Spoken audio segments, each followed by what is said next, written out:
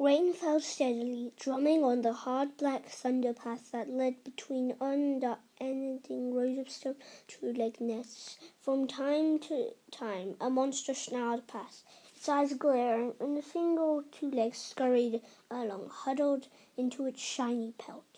Two cats skipped silently around the corner, keeping close to the walls where the shadows were the deepest. A skinny grey Tom with a ragged ear and bright, watchful eyes went first, every hair on his body slicked dark with the wet. Behind him prowled a huge tabby with massive shoulders and muscles that slid smoothly under his rain-soaked pelt. His amber eyes glowed in the harsh light, and his gaze shifted back and forth as if he expected an attack. He paused when the dark entrance to a two-legged nest offered a little shelter and growled, "How much farther? This place stinks." The grey Tom glanced back. Not far now. It had not better be. Grimacing, the dark brown tabby patted on his ears, twitching irritably to flick away the raindrops. Harsh yellow light angled across him, and he flinched as a monster roared around the corner, throwing up a wave of filthy water that reeked of two-legged rubbish. The cat let out a snarl as the water slopped around his paws and the spray drizzled down on his fur. Everything about the two-legged place disgusted him. The hard surface under his paws, the stench of monsters, and the two legs they carried in their bellies. The unfamiliar noises, and most of all, the way that he could not survive here without a guide. The tabby was not used to depending on another cat for anything. In the forest, he knew every tree, every stream, every rabbit hole. He was considered the strongest and most dangerous warrior in all clans.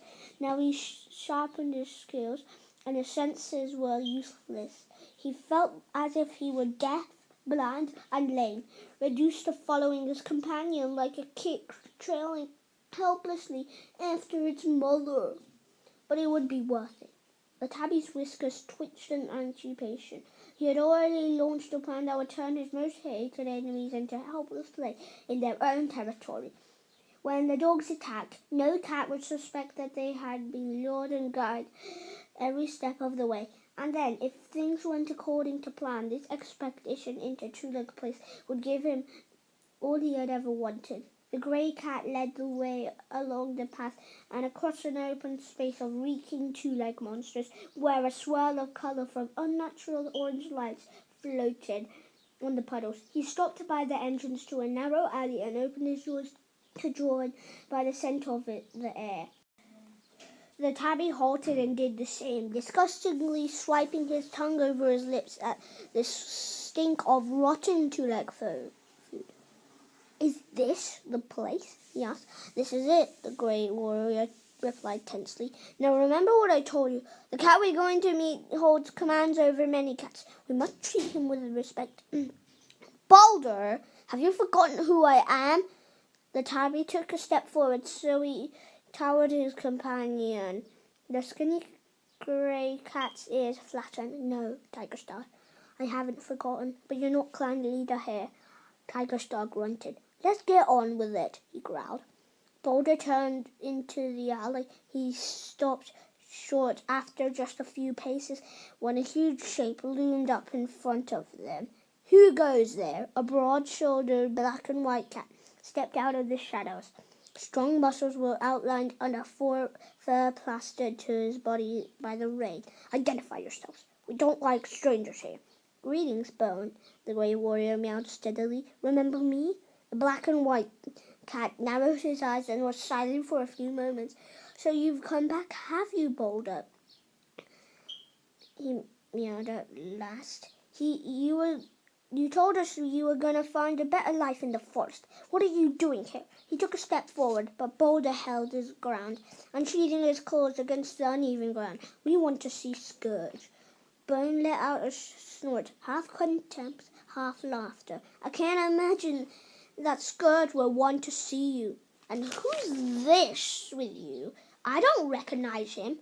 "My name is Tiger Star. I've come from this forest to speak with your leader." Bone's green eyes flicked from Tiger Star to Boulder and back again. What do you want with him? He demanded. Tiger Star's amber gaze burned like the two-legged lights reflected on the shining wet stones around him. I'll discuss that with your leader, not his Boulder Border Patrol. Bone bristled and extended his claws, but Boulder quickly slipped between him and Tiger Star. Scourge needs to hear this, he insisted. It could be to every cat's advantage. For a few heartbeats, Bone hesitated, and then he stepped back, allowing Boulder and Tiger Star to pass. His hostile glare scorched their fur, but he said nothing. Now Tiger Star took the lead, treading cautiously as the light faded behind him. On either side, skinny cats were slinking behind piles of rubbish, eyes gleaming as they followed the progress of the two intruders. Tiger Star's muscles tensed. If this meeting went wrong, he might have to fight his way out. A wall blocked the end of the alley. Tiger Star stared around, looking for a leader of these two-legged place. He was expecting an even more massive creature than the broad-shouldered Bone, and at his first gaze he swept over the small black cat crouching in the shadowy doorway. Boulder gave him a nudge and jerked his head in the black cat's direction. There's Scourge. That's Scourge? Tiger Star's exclamation rang with disbelief above the falling rain. He's no bigger than an apprentice. Shh! Panic flared in Boulder's eyes. This may not be a clan as we know it, but these cats would kill if their leader ordered them to. It seems I have visitors. The black cat's voice had a brittle, high-pitched sound, like the splintering of ice. I wasn't expecting to see you again, Boulder. I've heard you've gone to live in the forest. Yes, Scourge, I have, Boulder replied. So what are you doing here? Scourge's voice held the faintest suggestion of a snarl. Have you changed your mind and come crawling back? Do you expect me to welcome you? No, Scourge. Boulder held the black cat's ice blue case. It's a good life in the forest. There's plenty of fresh kill. You